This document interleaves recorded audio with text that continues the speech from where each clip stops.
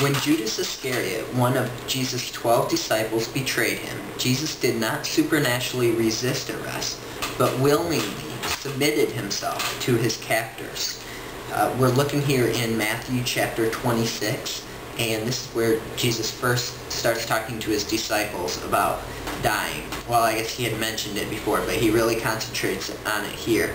And in verse 2, he says that you know that after 2 days is the Passover, and the Son of Man will be delivered up to be crucified. So he says, I'm going to be crucified in 2 days. And then he does the Lord's Supper, or the Last Supper, and we still commemorate that today. But he basically broke the bread and said, this is my body. He wasn't enacting some sort of cannibalism or anything. It was a representation, saying that his body would be broken. And then with the wine, they drank the wine, and he said, this is the blood which I'm going to shed for the remission of sins. And if you remember back to the story on John the Baptist said, behold the Lamb of God that takes away the sins of the world. Jesus is saying the same thing here, that he is the Lamb of God. If you remember back to the Old Testament, where the lambs were sacrificed and the blood was shed for the remission of sins.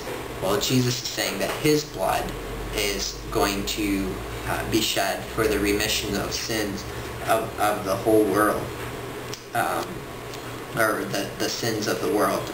I think it says in verse 28, for this is my blood of the new covenant, which is shed for many for the remission of sins. So Jesus' blood is being shed for the remission of sins. And then we see actually Jesus being arrested later in the chapter.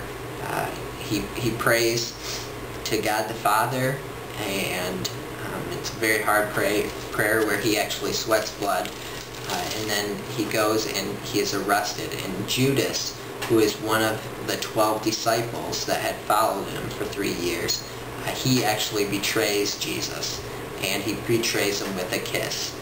And Jesus said there that he could have called 12 legions of angels. A Roman legion was about 6,000 men.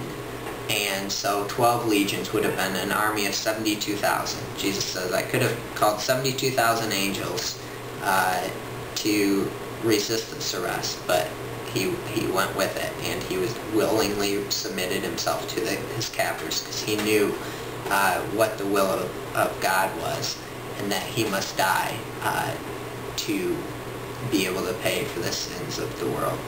And just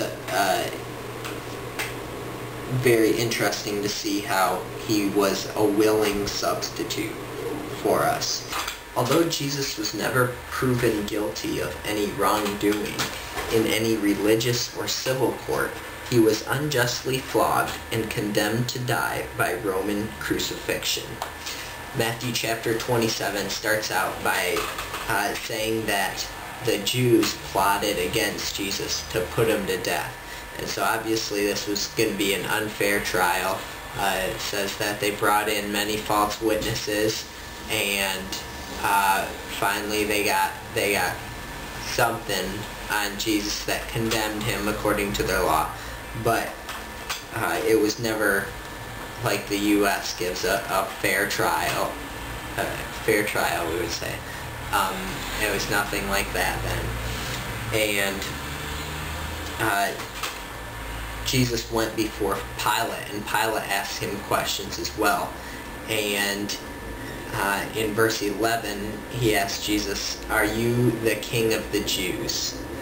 And Jesus said to him, it is as you say. Now, during that time, the Romans had taken over, and the Jews were seeking freedom from the Romans, and so they thought that the Messiah would come, and that he would free them and be their king.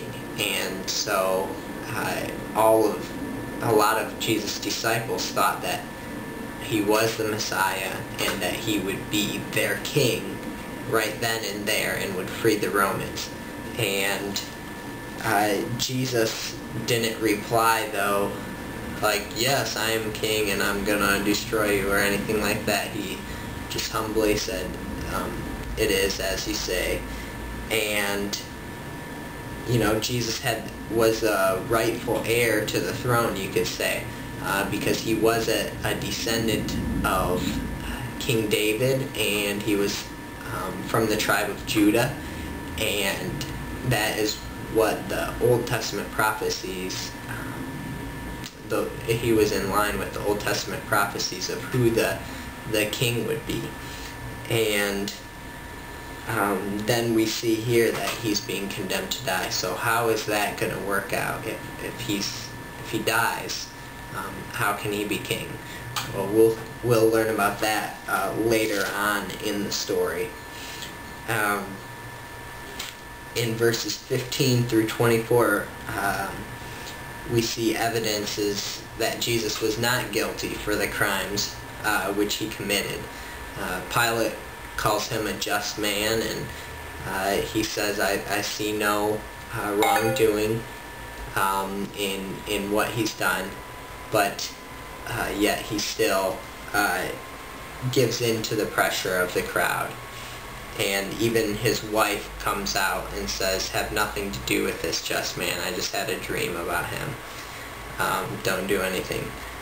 Yet, with the pressure of the crowd, Pilate gives in, washes his hands, says, my hands are clean from this, and Jesus is flogged and condemned to die by Roman crucifixion.